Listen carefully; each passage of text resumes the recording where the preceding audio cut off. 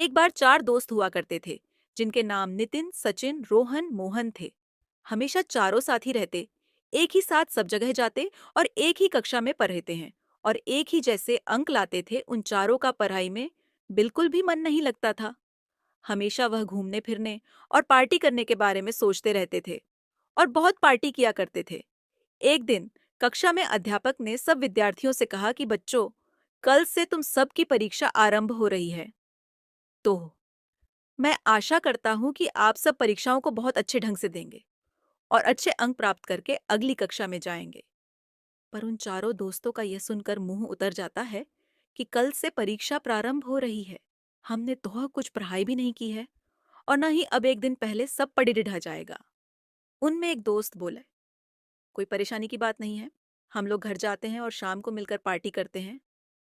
जो होगा देखा जाएगा। सभी दोस्तों का मुंह खुशी के मारे खिल उठता है। सबका मन पार्टी में जाने के लिए उत्सुक था। फिर शाम को सब एक जगह इकट्ठे हो जाते हैं और पार्टी शुरू कर देते हैं। पार्टी में खाने को पीने को बहुत सारा अच्छा अच्छा सामान होता है और चारों दोस्त मिलकर खूब पार्टी करते हैं। एक दोस्त को याद आता है कि कल से हमारी परीक्षा है, तो वह सबको याद दिलाता है कि कल हम परीक्षा कैसे देंगे। तब दूसरा दोस्त कहता है कि कोई परेशानी की बात नहीं है, हम अध्यापक जी कह देंगे कि हमें परीक्षा एक दिन बाद देने दे। हम किसी मजबूरी के चलते आज परीक्षा नहीं दे पाएंगे। सभी दोस्त इस पर हामी भर देते हैं। अगले दिन चारों दोस्त विद्यालय जाते हैं और अध्यापक जी के सामने जाकर बोलते हैं कि मास्टर जी, क्या हम परीक्षा एक दिन बाद दे सकते हैं? मास्टर जी पूछते हैं, क्यों बच्चों, ऐसी क्या बात है जो तुम सबको एक दिन बाद परीक्षा देनी है? तभी एक दोस्त ने कहा कि मास्टर जी, कल सोहन का जन्मदिन था, तो हम सब वहां गए थे उसको जन्मदिन की शुभकामनाएं देने।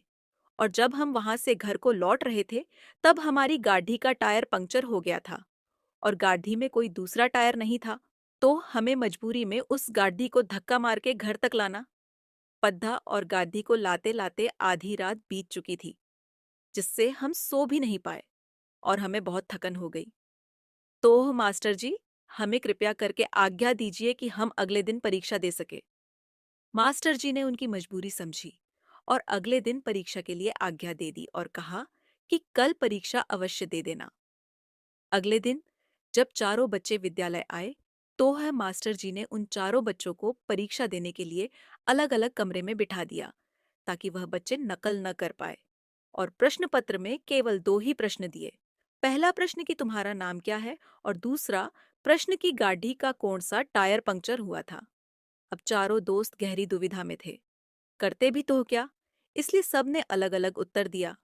और जब परीक्षा हुई तो मास्टर जी को उत्तर पुस्तिका दिखाई तो पहले दोस्त का उत्तर था आगे का पहला टायर, दूसरे दोस्त का उत्तर था आगे का दूसरा टायर, तीसरे दोस्त का उत्तर था पीछे का उल्टा टायर, चौथे दोस्त का उत्तर था पीछे का सीधा टायर।